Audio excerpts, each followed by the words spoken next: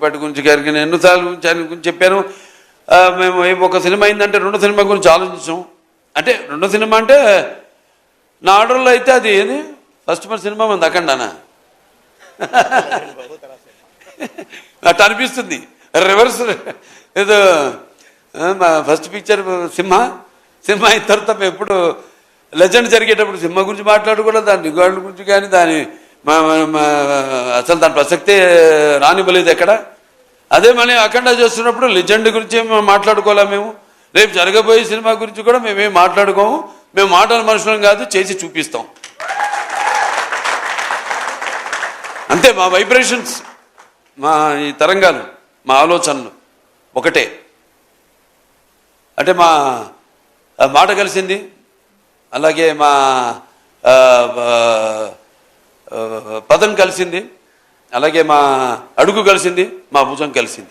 అదే చెప్పగలుగుతాను. ఇంకా బోయపాటి గురించి అంతకంటే ఎక్కువ నేను చెప్పను. ఇక ముఖ్యంగా అందరు రాంప్రసాద్ గారు, ఇక ఆయన ఫోటోగ్రాఫర్ రాంప్రసాద్ గారు చాలా అద్భుతంగా సన్నివేశాలన్నింటినీ కూడా ఎంతో బాగా చిత్రీకరించారు. ఇంకా మా మ్యూజిక్ డైరెక్టర్ డిఎస్పి మంచి బాణీలు సమకూర్చాడు. ఆయన ఆణిముత్యాలు లాంటి పాటలకి మంచి మణిపూసలు లాంటి బాణీలు సమకూర్చాడు ఆయన. అలాగే ఇక మా అందరూ, ఇక మా ఎడిటరు కోటగిరి గారు,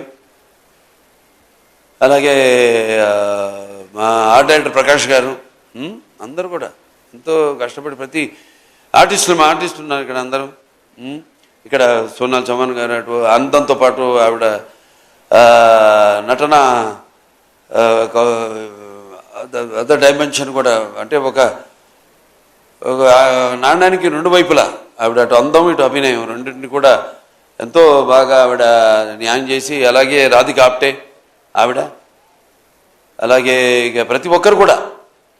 జగపతి బాబు గారి గురించి ప్రత్యేకంగా చెప్పాలి. ఆయన పాత్ర ఒప్పుకున్నందుకు, ఎందుకంటే ఆయన ఎంతో చూశాడు జీవితం. ఒక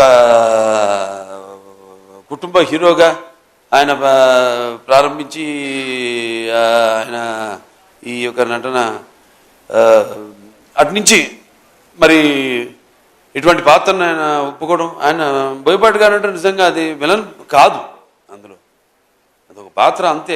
ఆ పాత్ర నవరసాల్లో ఒక్కొక్క మనిషి అతను ఏ పరిస్థితులను బట్టి సిచ్యువేషన్స్ అండ్ అంటాం మనం ఇప్పుడు ఆల్వేజ్ సర్కమ్స్టాన్సెస్, వాటిని బట్టి మనిషి ఎలా దానికి రియాక్ట్ అవుతాడు అన్నది ఈ సినిమాలో ప్రతి పాత్ర కూడా అటువంటిదే. అలాగే మా మిగతా నటులందరూ కూడా